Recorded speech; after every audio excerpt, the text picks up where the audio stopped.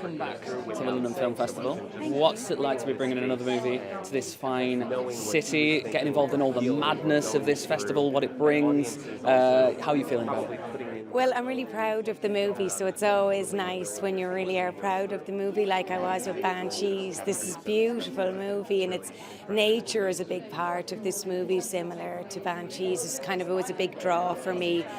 But I always like coming back to London because I started my career in London, so it's always nice. Tell me about this, about Train Dreams now. For people unfamiliar with the book, I've read, well, it's been incredibly critically acclaimed, and it seems like this wonderful kind of think piece on kind of America at such a crucial time in its kind of development. What has it meant to you, and what has interested you in it to get you involved? There was a lot of themes in the movie that I was drawn to.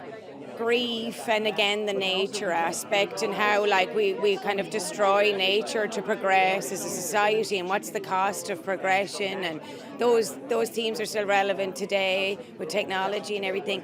But it was also Joel Edgerton, because that part's quite difficult part. So you really need a great actor in that role, and I knew Joel was going to play the lead when I signed on, and my part was written as she feels like an old friend. And Joel and I worked together when I was a teenager on a movie, Ned Kelly, a long time ago. So great movie. I definitely saw that one. Yeah, so that was a part of the draw. And then Clint had done a movie called Jockey that was shot beautifully with the same DP. Plus, I have ex-race horses and I pretend I'm a jockey in my free time. Who's the guy who was in Jockey? That looked beautiful. I didn't catch that. And he's got a small part in this movie also. Yes, yeah. What do you think it is about at the moment? It feels Clifton Collins. That's the one. Yeah. No, he's one of those kind of scene stealers you see in so great much. Face. So great to see him get his own kind of like project to lead when that came out. It feels like there's a real resurgence at the moment of these kind of the sort of like mid-budget demi-style. How would I describe them? Just the kind of dialogue-driven, beautifully shot sort of movies that I kind of grew up with. There was a lot made in kind of the early 90s and into the kind of mid-noughties, and it sort of died off because of big-budget blockbusters there. And it seems to be kind of driven by the streamers at the moment. I guess from an actor's perspective, it's just, you're just pleased that these kind of scripts are still being made and these stories are still being told. Yeah, I don't know if they did die off though. A lot of my career was a lot of those movies. It's just they don't all make traction because not all movies are great. So you don't necessarily hear about them all because, for a great movie to work, there's a lot of factors that have to work. So it's kind of hard to make a great movie.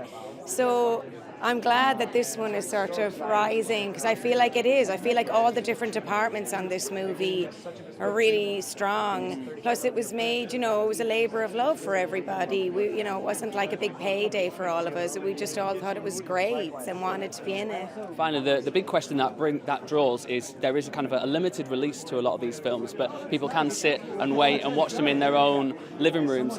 What is the thing that should get people off their seats and out of their houses and into the cinema to watch this story unfold, do you think? Look, I'm aware that the price of a cinema ticket is expensive, for a lot of people. It's an ask, to go to the cinema. That's not even including, the popcorn or whatever.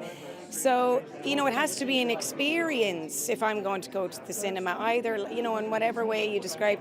And this is an experience. It's kind of an emotional experience. It's very moving. And not just the grief. It's moving in a very spiritual way. So that's what draws me to the cinema, if it's going to be an experience. Otherwise, I'll just, watch it at home. There's nothing wrong with watching it at home either, as long as you watch it. But I agree. When you get in there and you're with people side by side in the dark and your phone's off, there's nothing quite like it. And since my little ones came along, I'm all up for anything that's going to make me cry. So this is going to be perfect. Well, you're going to, you'll be on the floor, yeah. Great to see you. Thanks very much. Thank you.